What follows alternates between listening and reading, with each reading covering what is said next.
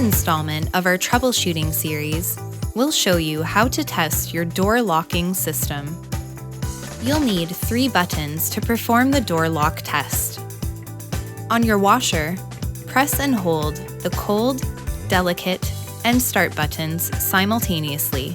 You'll be prompted to enter a password. The password is 1234.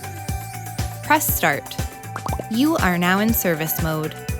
Press the extra rinse button until the number 40 appears on your display. 40 is the door lock setting. Push the start button. The number will change to a 1 and lock the door.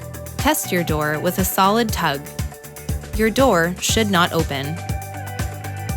For more information, refer to your user manual or contact LaundryLux today.